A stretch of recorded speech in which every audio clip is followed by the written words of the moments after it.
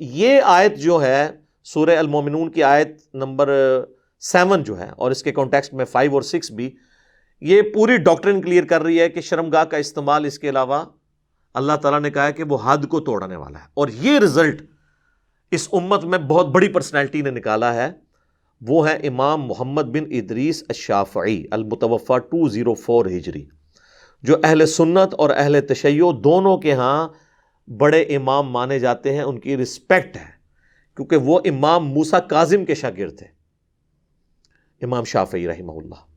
اور ان کا مشہور شعر بھی ہے، ان کان رفضا حب آل محمد فلیشہد الثقلان انی رافضی. بالفرض اگر اہل بیت کی محبت کا نام رافضی ہونا ہے تو اے جنو انس گواہ ہو جاؤ میں رافضی ہوں. تو یہ امام شافعی چونکہ اہل بیت سے بہت محبت رکھتے تھے، اس کی وجہ سے ان کو رافضیت کا طعنہ ملتا تھا، تو ان کو یہ شعر کہنا پڑا. اہل سنت اہل تشیع دونوں ان کا یہ شعر کوٹ کرتے ہیں، ان کو رسپیکٹیبل پرسنالٹی کے طور پر پریزنٹ کیا جاتا ہے.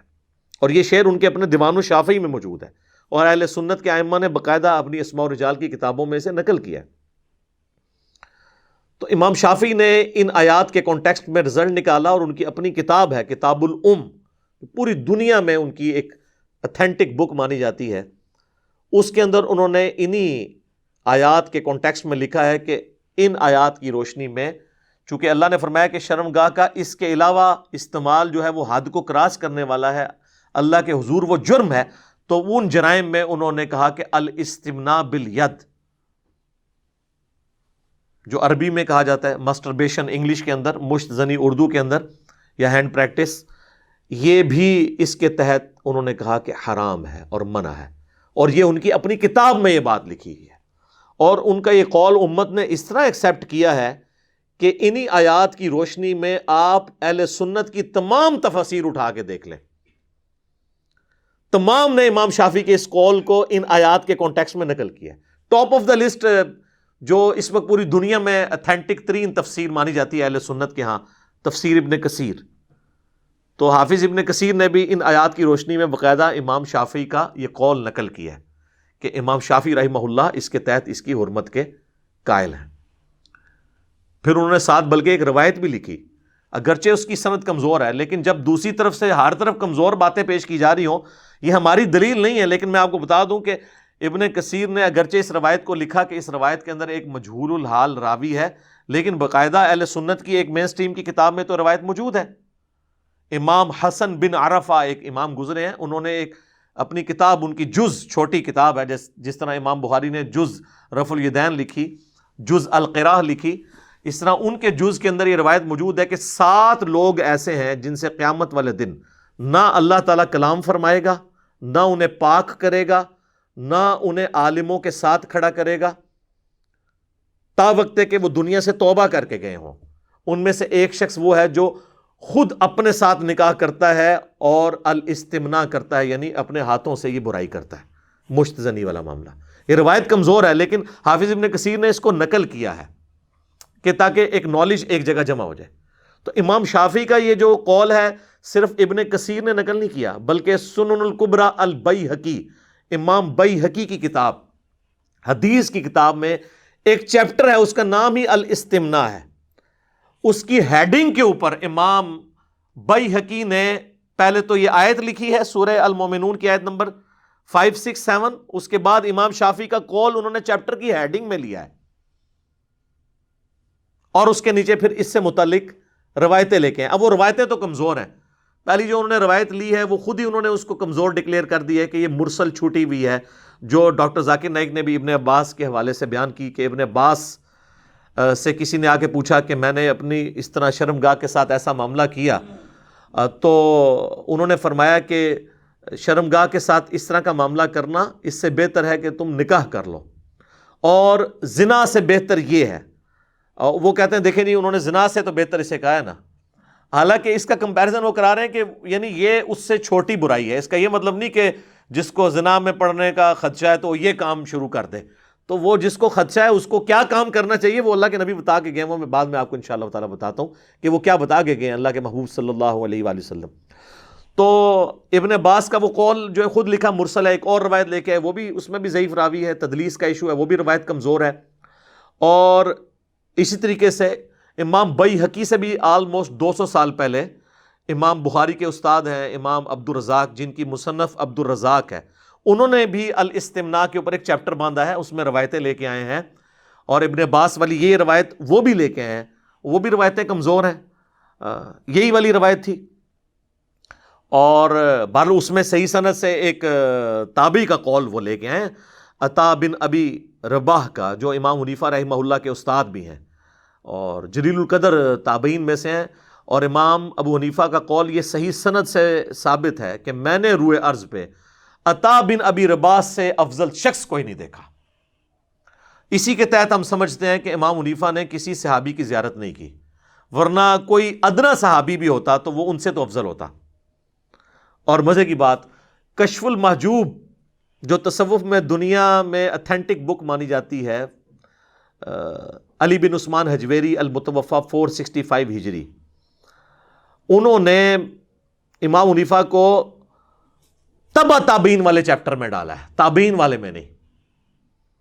تو یعنی حالانکہ انہوں نے امام حنیفہ کی شان میں اپنا ایک خواب بھی لکھا، نبی الاسلام کو خواب میں دیکھا کہ انہوں نے ان کو گود میں اٹھایا ہوا امام حنیفہ کو، تو وہ سمجھ گئے کہ میرا امام ہے، اور یہ اتنا مشہور ہوا کہ تذکرۃ الاولیاء جو پوری دنیا میں تصوف کے جو ڈکلیئرڈ اولیاء ہیں ان کی بایوگرافی کے اوپر اتھینٹک کتاب ہے، جس کے حوالے فضائل سنت دعوت اسلامی کی اس میں موجود ہیں، اور فضائل اعمال اور فضائل صدقات تبلیغی جماعت کی اس میں موجود ہیں، تذکرۃ الاولیاء شیخ فرید الدین عطار المتوفی 627 ہجری۔ انہوں نے باقاعدہ امام حنیفہ پہ جو چیپٹر باندھا ہے نا، اس میں انہوں نے کشف المحجوب کا حوالہ دیا ہے کہ شیخ علی بن عثمان حجویری نقل کرتے ہیں، حجویری کا لفظ نہیں لکھا، شیخ علی بن عثمان اپنی کتاب میں نقل کرتے ہیں، تو وہ حجویری نہیں لکھا، اس لیے عام لوگوں کو تو پتہ نہیں چلا، وہ انہوں نے کشف المحجوب کا حوالہ دیا ہوا اپنی کتاب میں امام حنیفہ کی شان میں۔ تو امام حنیفہ جو ہیں وہ کہتے ہیں کہ میں نے عطا بن ابی رباح سے افضل شخص نہیں دیکھا، اور امام عبدالرزاق جو امام بخاری کے استاد ہیں، انہوں نے عطا بن ابی رباح کا قول نقل کیا ہے صحیح سند کے ساتھ، کہ وہ کہتے ہیں کہ میں اس عمل کو، الاستمناء کو، بالکل جائز نہیں سمجھتا، میں اسے مکروہ سمجھتا ہوں، کراہت والا عمل سمجھتا ہوں، بلکہ المصنف ابن ابی شیبہ میں جو امام عبدالرزاق کے زمانے میں ہی دوسرے امام گزرے ہیں، اور وہ بھی امام بخاری اور مسلم کے استاد ہیں، بلکہ امام مسلم نے 1500 حدیثیں امام ابن ابی شیبہ سے لی ہیں اپنی صحیح مسلم میں۔ انہوں نے عطا بن ابی رباح کا یہ قول نقل کیا ہے کہ جو اس طرح کا کام کرے گا اس کا روزہ ٹوٹ جائے گا، صحیح سند کے ساتھ، اور یہ اردو زبان میں آلموسٹ ساری کتابیں آ چکی ہیں، ہم سب کے JPGs بھی ساتھ اٹیچ کریں گے، کسی کو اگر وہم ہوا تو وہ دیکھ لے، خود پڑھ لے۔ تو انہوں نے کہا روزہ ٹوٹ جائے گا۔ اب روزہ ٹوٹ جائے گا، اب اس کے بعد اختلاف ہے کہ اس کا کفارہ کیا وہ 60 روزوں والا ہوگا، لیکن اس میں امت کی اکثریت یہ کہتی ہے نہیں، اس کے بدلے ایک ہی روزہ رکھے گا اور توبہ کرے گا۔ 60 روزوں والا صرف اس ایکسٹریم کے لیے جو بخاری اور مسلم میں ہے کہ اگر کوئی شخص اپنی بیوی کے ساتھ صحبت کر لیتا ہے یا نعوذ باللہ کوئی زنا والا معاملہ کرتا ہے، اس کے لیے 60 روزے والا کفارہ ہے۔ اس کیس میں صرف ایک روزہ ہی وہ رکھے گا، البتہ روزہ اس کا ٹوٹ جائے گا۔ آپ اس سے اندازہ لگائیں کہ ہمارے ائمہ محدثین نے باقاعدہ یعنی اس کو ٹاپک بنا کے سنن کبریٰ البیہقی میں بھی ایڈریس کیا اور مصنف عبدالرزاق کے اندر۔ تو اگر کتابیں آپ پڑھیں گے تو آپ کو پتہ چلے گا کہ کتابوں کے اندر یہ چیزیں کس طریقے سے لکھی ہیں۔ البتہ یہ جو ہماری باقی مین سٹریم کی کتابیں ہیں بخاری اور مسلم، اس میں چیپٹر بنا کے اسے ایڈریس نہیں کیا گیا، لیکن الگ سے اس کے اوپر ڈسکشن اس اعتبار سے ہوئی ہے انڈائریکٹلی۔ وہ اب اذانیں شروع ہو چکی ہیں، انشاءاللہ اذانوں کے وقفے کے بعد میں انشاءاللہ آپ کو وہ بتاتا ہوں انشاءاللہ تعالی۔ سورۃ النور کی آیت نمبر 33 ہے۔ ایک تو ہم آیت آلریڈی ڈسکس کر چکے ہیں، سورہ المومنون کی آیت نمبر 5، 6 اور 7۔ اب آ جائیں سورۃ النور کی آیت نمبر 33، جس سے آپ کو اللہ کا مزاج پتہ چلے گا۔ اللہ تعالیٰ نے اس میں جو لوگ نکاح کی استطاعت نہیں رکھتے اپنی غربت کی وجہ سے، ان کو ایڈریس کرتے ہوئے کہا ہے وَلْيَسْتَعْفِفِ الَّذِينَ لَا يَجِدُونَ نِكَاحًا، ایسے لوگوں کو پاک دامن رہنا چاہیے جو نکاح کی استطاعت نہیں رکھتے، حَتَّى يُغْنِيَهُمُ اللَّهُ مِنْ فَضْلِهِ، یہاں تک کہ اللہ تعالیٰ اپنے فضل سے انہیں غنی کر دے۔ یعنی جب تک ان کے پاس فائنینشیل استطاعت نہیں ہے تو وہ اپنے آپ کو پاک دامن رکھیں۔ اب پاک دامن رکھنے میں سب کچھ آ جاتا ہے کہ وہ کسی بھی اس طرح کی ایکٹیویٹی کی طرف نہیں جائیں گے. ورنہ یہاں پہ بتا دیا جاتا کہ جی آپ کو ایک سولوشن دے دیتے ہیں جو بعد میں ڈاکٹر ذاکر نائک نے دیا ہے، نعوذ باللہ من ذالک. اسی کو سپورٹو وہ مشہور حدیث ہے جو صحیح بخاری اور صحیح مسلم دونوں میں ہے، اے نوجوانوں کے گروہ، تم میں جس کے پاس استطاعت ہو، یعنی استطاعت کون سی؟ جو سورۃ النور کی آیت نمبر 33 میں آئی ہے، فائنینشل استطاعت.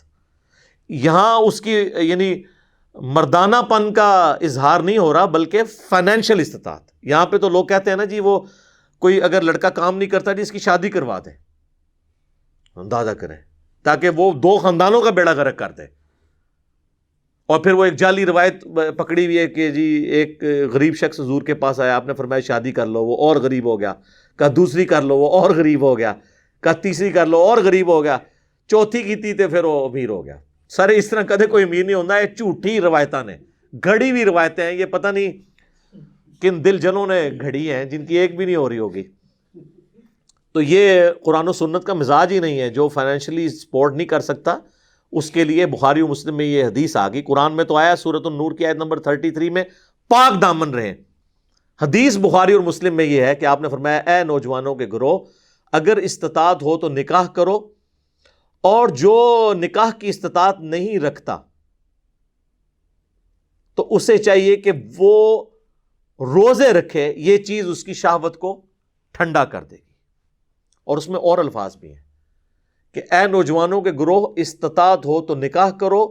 نکاح کرنا تمہاری عفت اور عصمت کی حفاظت کا ذریعہ ہے، تمہاری شرمگاہ کی حفاظت کا ذریعہ ہے، اور یہ نگاہوں کو نیچا رکھنے کا ذریعہ ہے. جو سورۃ النور میں آیا کہ اے نبی الاسلام مومن مردوں کو حکم دیں کہ اپنی نگاہوں کو نیچے رکھیں، اور مومن عورتوں کو بھی حکم دیں نگاہوں کو نیچا رکھیں، جسے عربی میں غض بصر کہا جاتا ہے، ان نگاہوں کو نیچا رکھنا. تو یہ نگاہوں کو نیچا رکھنے اور تمہاری شرمگاہ کی حفاظت کا ذریعہ ہے. اور جو استطاعت نہیں رکھتا وہ روزے رکھے، یہ چیز اس کی شہوت کو کم کر دے گی. تو نبی علیہ السلام نے شہوت کو کم کرنے کا طریقہ جو بتایا ہے وہ ہے روزے رکھنا. اب ڈاکٹر ذاکر نائک نے اس حدیث، اب ان کے بالکل خلاف تھی، اس کو انہوں نے عجیب و غریب طریقے سے منطق کے ذریعے حل کرنے کی کوشش کی. یعنی انتہائی افسوسناک چیز ہے. نبی الاسلام نے جو طریقہ بتایا ہے اسی طریقے کو اڈاپٹ کرنا چاہیے. آپ کو پتا تھا آپ کوئی دوسرا بھی تجویز کر سکتے تھے، لیکن وہ ظاہر ہے کہ نبی الاسلام کے مزاج میں، اللہ تعالیٰ کے دین کے مزاج میں وہ چیزیں نہیں بیٹھتی ہیں. تو یہ بخاری اور مسلم کی حدیث بالکل واضح ثبوت ہے کہ کوئی شخص اس قسم کی ایکٹیویٹی کو پرفارم نہیں کرے گا جو خود ساختہ قسم کی ہوگی. جو طریقہ بتانا تھا وہ اللہ کے محبوب صلی اللہ علیہ وآلہ وسلم نے خود بتا دیا. اسی کو سپورٹیو ایک اور حدیث ہے صحیح بخاری اور صحیح مسلم میں. سعد ابن ابی وقاص کہتے ہیں کہ عثمان بن مظعون رضی اللہ تعالیٰ عنہ نے ترک دنیا کی اجازت اور ترک نکاح کی اجازت نبی صلی اللہ علیہ وآلہ وسلم سے مانگی تو آپ نے اس چیز کو رد فرما دیا. اور سعد ابن ابی وقاص کہتے ہیں کہ اگر اللہ کے نبی ہمیں اجازت دیتے تو ہمارا تو ارادہ یہ تھا کہ ہم اپنے آپ کو شہوت سے بچنے کے لیے خصی کر لیتے، سیکچولی ڈسیبل کر لیتے، لیکن اللہ کے نبی علیہ السلام نے ہمیں نکاح کی طرف ترغیب دلائی اور خصی کرنے سے منع فرما دیا. اگر یہ آپشن موجود ہوتا تو آپ فرماتے کہ چلو خصی تو نہ ہو، وہ تو تخلیق کو بدلنا ہے. ظاہر ہے جی سورہ نساء کی آیت نمبر 119 ہے، وَلَآمُرَنَّهُمْ فَلَيُغَيِّرُنَّ خَلْقَ اللَّهِ. شیطان نے کہا تھا کہ میں ابھاروں گا تیری مخلوق کو کہ وہ اللہ کی تخلیق کو بدلیں گے. تو اپنے آپ کو اس طریقے سے خصی کرنا یہ تو تخلیق بدلنا ہے. تو نبی علیہ السلام نے اس بڑے عمل سے روکا. تو آپ یہ آپشن دے سکتے تھے کہ وہ نہ کرو، یہ کر لو، درمیانہ راستہ نکال لو اگر تم نے شادی نہیں کرنی. لیکن آپ نے کہا ڈائریکٹ نکاح کرو، درمیان کا کوئی راستہ نہیں آپ نے چھوڑا. تو یہ حدیث بھی بخاری مسلم کی بالکل ثبوت ہے اس بات کا کہ جو ہمارے ائمہ اہل سنت نے اور ائمہ اہل تشیع نے رزلٹ نکالا ہے کہ یہ الاستمناء بالید یا مسٹربیشن حرام ہے اور مکروہ تحریمی ہے اور گناہ ہے. یہ بالکل ٹھیک رزلٹ نکالا ہے. ایک اور حدیث میں بھی اس کا اشارہ موجود ہے جو صحیح مسلم میں ہے. حدیث مشکات میں بھی آپ کو پہلی جلد میں زکوٰۃ والے چیپٹر میں صدقے کی فضیلت کے بیان میں مل جائے گی کہ اللہ کے محبوب صلی اللہ علیہ وآلہ وسلم نے فرمایا کہ ہر تسبیح صدقہ ہے. یہ صدقہ پنجابی والا نہیں، نیکی کا کام عربی میں. یعنی سبحان اللہ کہنا صدقہ ہے. ہر تحلیل صدقہ ہے. تحلیل کہتے ہیں لا الہ الا اللہ کہنے کو. ہر تحمید صدقہ ہے, یعنی الحمدللہ, سبحان اللہ والحمد للہ ولا الہ الا اللہ واللہ اکبر, یہ صدقہ ہے. امر بالمعروف, نیکی کا حکم دینا, یہ بھی صدقہ ہے. نہی عن المنکر, برائی سے روکنا, یہ بھی صدقہ ہے. حتیٰ کہ تمہارا اپنے بیویوں کے ساتھ ازدواجی تعلق قائم کرنا بھی اللہ کے حضور صدقہ ہے, یعنی نیکی ہے. اب باقی چیزیں تو صحابہ کو ہضم ہوگی. انہوں نے کہا یہ بیویوں کے ساتھ یعنی یہ تعلق قائم کرنا یہ بھی اللہ کے حضور نیکی ہے. تو آپ علیہ السلام نے فرمایا کہ اگر تم یہی چیز کسی اور طریقے سے پوری کرو, اب وہ آپ نے وہ طریقہ بتایا نہیں, اس میں ظاہر ہے زنا بھی آ جاتا ہے, قوم لوط والا عمل بھی آ جاتا ہے, اور یہ الاستمناء بالید یعنی مسٹربیشن بھی آ جاتا ہے. آپ فرمایا کہ اور حرام طریقے سے پورا کرو تو کیا تمہیں گناہ ملے گا؟ تو صحابہ نے کہا کہ ملے گا. تو آپ نے فرمایا پھر تمہیں اپنی بیویوں سے اس عمل کے اوپر ثواب بھی ملے گا. اس حدیث کے اندر بھی اس کو یعنی جو ائمہ اہل سنت کا موقف ہے اور ائمہ اہل تشیع کا, اس کو سپورٹ ملتی ہے الحمدللہ. اب اس سخت حدیث کی طرف آ جائیں, کرٹیکل حدیث جو میں نے اینڈ پہ رکھی ہوئی تھی, اس کی طرف تو اشارہ ہی نہیں کیا کسی نے, نہ ڈاکٹر ذاکر نائک نے اپنی گفتگو میں اسے ڈسکس کیا, نہ ان کے خلاف مضامین لکھنے والوں نے. وہ حدیث بخاری اور مسلم دونوں میں ہے کہ نبی صلی اللہ علیہ وآلہ وسلم نے فرمایا آنکھوں کا زنا دیکھنا ہے,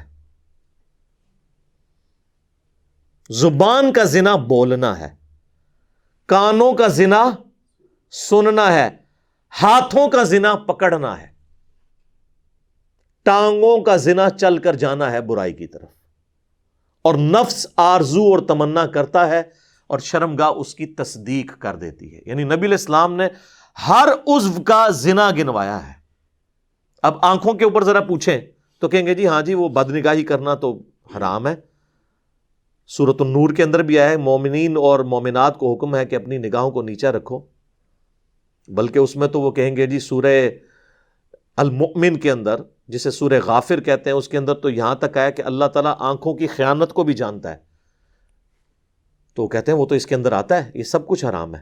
تو سر آنکھوں پہ نہ رکیں, آگے آپ زبان پہ بھی جائیں. زبان سے بے حیائی کی باتیں کرنا, آنکھوں میں بے حیائی کی ویڈیوز دیکھنا جو اس وقت سوشل میڈیا ایشو بن گیا ہے, کان سے برائی کی باتیں سننا, ہاتھ سے جو کام کرنا جو یہ جس کی طرف یعنی آج ہم ڈسکشن کر رہے ہیں جس ٹاپک کے اوپر ماسٹربیشن کے اوپر, یہ سب کی سب چیزیں اس کے اندر لائی کریں گی. اور پھر اس کو سپورٹیو ایک اور حدیث ہے جو صحیح بخاری کے اندر آئی ہے, مشکات میں بھی موجود ہے, بڑی مشہور حدیث ہے کہ اللہ کے محبوب صلی اللہ علیہ وآلہ وسلم نے فرمایا جو شخص مجھے 2 چیزوں کی گارنٹی دے دے میں اسے جنت کی گارنٹی دیتا ہوں, ضمانت دیتا ہوں میں. 2 چیزیں آپ نے فرمائی کہ 2 جبڑوں کے درمیان یعنی زبان, اور دوسری چیز 2 ٹانگوں کے درمیان یعنی شرمگاہ. تو شرمگاہ کی حفاظت میں ہر وہ چیز آئے گی جو شرمگاہ کی حفاظت میں اخلاقی طور پر اسے برائی کے طور پر ایکسیپٹ کیا جاتا ہے کہ یہ برائی ہے. ویسے تو غامدی صاحب بھی اکثر کہتے ہیں کہ تمام معاشرے میں جو اخلاقی اقدار ہیں وہ سب کو پتہ ہیں. تو سر آپ یہ جو اخلاقی چیز ہے اخلاقی برائی, اس کو برائی کے طور پہ سارے معاشرے کے اندر مانا جاتا ہے. میں میڈیکل چیزوں میں نہیں پڑھوں گا. ہمارے بعض علماء جو ہے نا وہ کہتے ہیں جی میڈیکلی اس کے بڑے نقصانات ہیں. سر میڈیکلی اس عمل کے ایکسیسو کرنے کے نقصانات ہیں. ہم اس کی جو حرمت بتا رہے ہیں کتاب و سنت کے دلائل کی روشنی میں بتا رہے ہیں. اگر آپ یہ کریں گے تو وہ تو میڈیکلی اگر کوئی شخص زیادہ اپنی بیویوں کے ساتھ تعلق قائم کرتا ہے تو وہ بھی ہم نے کئی ایکسپائر ہوتے دیکھے ہیں لوگ, وہ تو اس کے بھی نقصانات ہیں. Access of every thing is bad. ٹھیک ہے, وہ ایکسپائر اس طرح ہو جاتے ہیں نا کہ پھر وہ اس قسم کے وہ پھر کشتے اور اس قسم کی ادویات استعمال کرتے ہیں کہ ان کے پھر وہ گردے خراب ہو جاتے ہیں اور وہ فارغ ہی ہو جاتے ہیں. تو اگر آپ یہ آپ لولی لنگڑی دلیل دیں گے نا میڈیکل, وہ تو کہیں گے جناب جڑے جائز والے وہ بھی فارغ ہوئے ہیں. لہٰذا میں اس میڈیکل والے چکر میں نہیں پڑتا. اور اس کے لیے خیر انہوں نے بہت اور طریقے بھی ڈیوائز کر لیے ہیں کہ وہ اس کے وہ والا اسپیکٹ نہ آئے. یہ وہ میں ٹاپک ڈسکس نہیں کرنا چاہتا. میں صرف اس حوالے سے ہمیں کوئی انٹرسٹ نہیں اس ٹاپک میں. ایک برائی والا ایک معاملہ ہے تو ہم اس کو صرف کنڈیم کرنے کے لیے یہاں پہ بیٹھے ہیں انشاءاللہ کتاب و سنت کے دلائل کی روشنی میں. تو نبی علیہ السلام فرمایا کہ جو مجھے گارنٹی دے گا نا تو میں اسے جنت کی گارنٹی دیتا ہوں جو اپنی زبان کی حفاظت اور اپنی شرمگاہ کی حفاظت کی گارنٹی دیتا ہے۔ تو بالکل یہ واضح ہو گیا۔